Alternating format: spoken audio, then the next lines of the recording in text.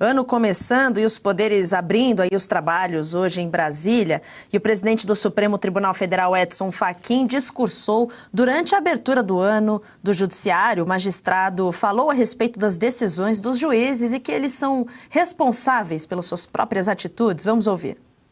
Isso não significa que este tribunal seja agente passivo das circunstâncias. Ao contrário, o protagonismo tem seus ônus e efeitos para a legitimidade institucional. Os ministros respondem pelas escolhas que fazem, as decisões que nós todos tomamos, os casos que priorizamos, a forma como nos comunicamos, tudo isso importa. Decorrido um ciclo de mais de 30 anos, iniciamos hoje 2026. Entendo que agora o desafio é diferente.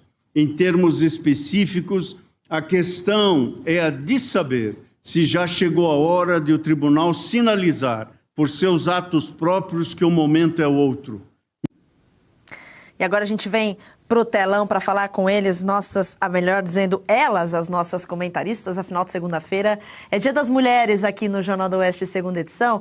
Já chego cumprimentando, então, Josi Raice, seja muito bem-vinda. Boa tarde. Boa tarde a todos que nos acompanham. Vamos começar essa semana. Já começamos o ano normalmente, mas os políticos, tiveram aí sua pausa e vamos enfrentar esse ano juntos. Pois é, a gente está trabalhando, já tem os dias, nosso ano começou, na verdade ele mal acabou, né, Josi? Fabi Barroso, seja muito bem-vinda aqui no Jornal do Oeste, segunda edição. Boa tarde, Tawane, boa tarde também a Joyce, a Josi, e a gente está combinando, né? A gente não combinou no grupo, mas acho que o uniforme hoje era esse. Brincadeiras à parte, nós estamos realmente num ano bem difícil, do tipo institucional. Eu acompanhei aí toda a abertura no Judiciário e a gente vai comentar então esses pontos agora no Jornal do Oeste, segunda edição. Pois é, Fabi, vamos começar então justamente com essa abertura, com essa fala do Edson Fachin, que os ministros respondem pelas escolhas que fazem. Quero que você comece comentando esse ponto.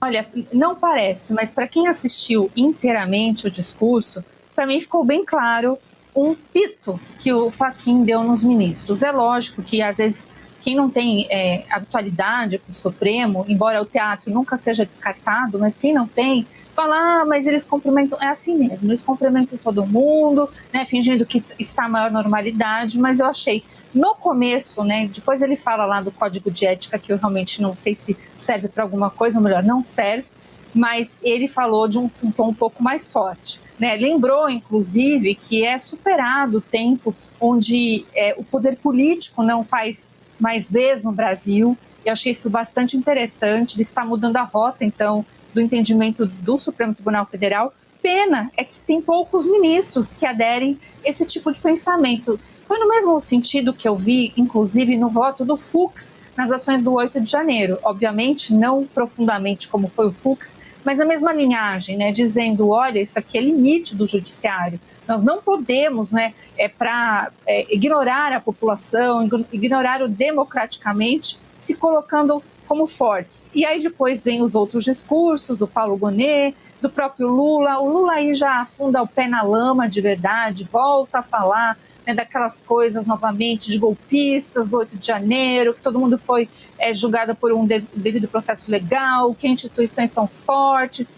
Aí ele mistura, fala que mulheres precisam ser protegidas, que só mulheres... Gente, é coisa de maluco, porque não tem nada a ver com a abertura do judiciário, porque também a proteção às mulheres não compete ao judiciário, compete ao legislativo e aos poderes executivos em dar segurança para quem está sendo atingido. Então, e realmente aumentou muito os crimes contra as mulheres. Então é isso, é um verdadeiro teatro, mas muda um pouco. Tem algo que não está bem no reino aí da Dinamarca, do Supremo, e com atenção aí que eu tive ao ministro Gilmar Mendes, que ficou a maior parte do tempo olhando para baixo e com cara de quem não estava gostando muito do que estava ouvindo. Só isso para mim já é fantástico.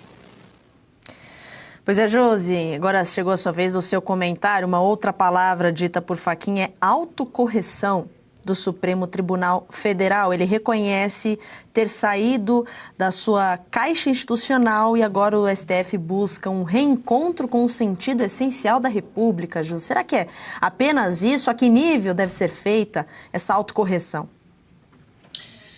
Olha, Tawane, eu sempre digo uma coisa, que quando a gente cria conteúdo, por exemplo, a Revista Oeste, que traz o jornalismo de verdade, na maioria das vezes é mais para o povo de bem, para as pessoas que ainda acreditam no bem, que defendem o bem, não se sentirem sozinhos. Por que eu falo isso? O tanto de explicações que a gente traz e diariamente a gente é obrigado a lidar, e eu falo obrigado a lidar e obrigado a financiar esse tipo de coisa, para chegar nessa abertura toda pomposa, como sempre, e ter que ouvir, que, nossa, olha só, nós estamos aqui restabelecendo a moralidade do STF. Nossa, veja bem, os ministros são responsáveis por tudo o que fazem, o que falam, respondem por suas escolhas. Isso que me deixa, assim, perplexa, porque a gente é obrigado a ter que ouvir uma encenação dessas.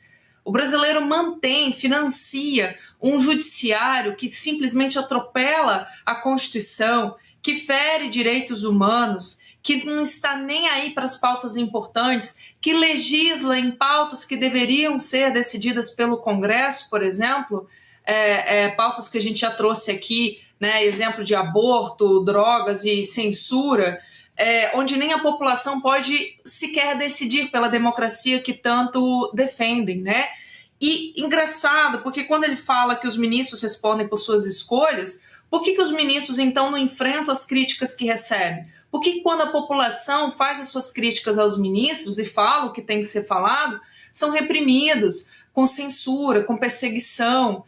Vide aí os posts investigados em relação à ofensa, a atentado democrático de direito.